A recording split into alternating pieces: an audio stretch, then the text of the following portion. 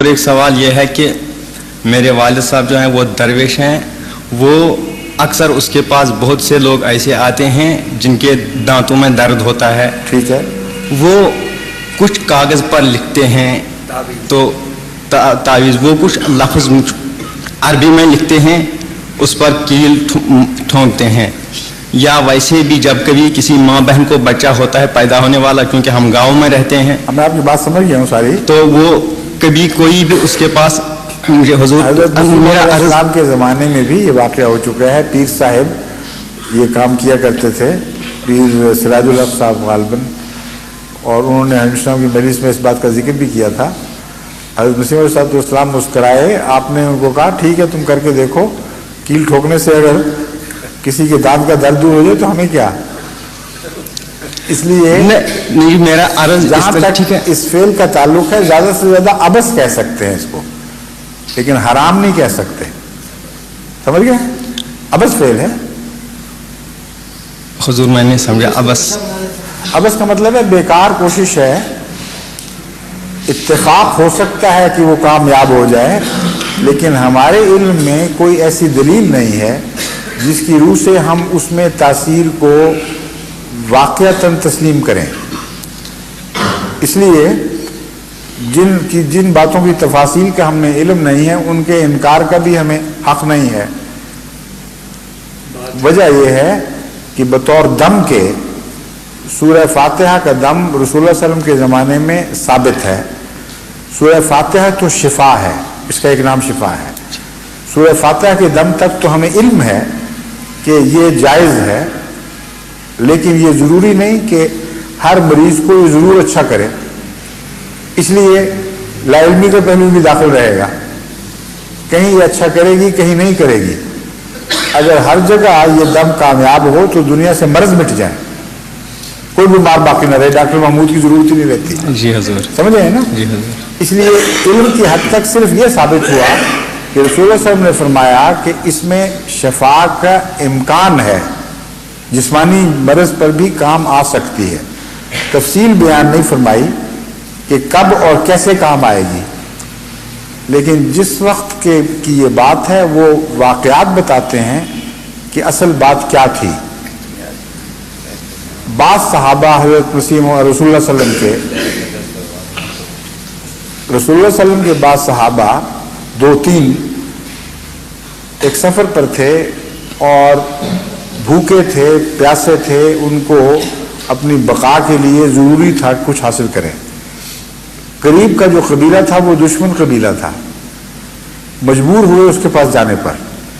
انہوں نے دیکھا اور انکار کر دیا کہ جاؤ ہم تمہیں کچھ نہیں دیں گے. جب وہ باہر نکلے تو ابھی دور نہیں گئے تھے تو ان کے سردار کو علم ہوا. وہ شدید سر درد میں مبتلا تھا جس سے اس کی جان نکلی جاتی تھی.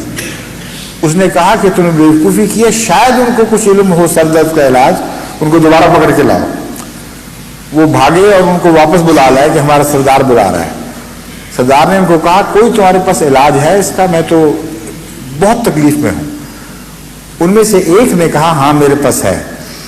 اس نے سورہ فاتحہ کو دم کیا پانی پر اور وہ اس کو پلا دیا. اس کا پلانا تھا کہ وہ تکلیف دور ہو گئی. اب یہ امر واقعہ ہے. اس کے نتیجے میں خوش ہو کر اس نے ان کو کچھ بکری، کچھ اور کھانے پینے کے سامان دیے، خوب لاد کر واپس بھیجا، اور وہ انہوں نے کھایا، استعمال کیا. اور رسول اللہ صلی اللہ علیہ وسلم کے پاس، مگر ایک نے غالباً نہیں کیا یا وہ متردد تھا.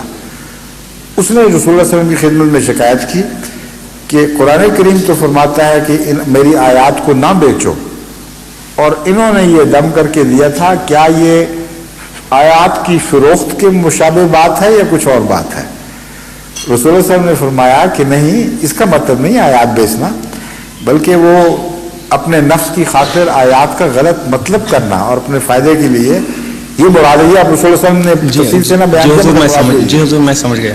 بس آپ نے فرمایا کہ نہ صرف جائز ہے بلکہ کیا دیا تھا، لاؤ میں بھی کھا کے دکھاتا ہوں.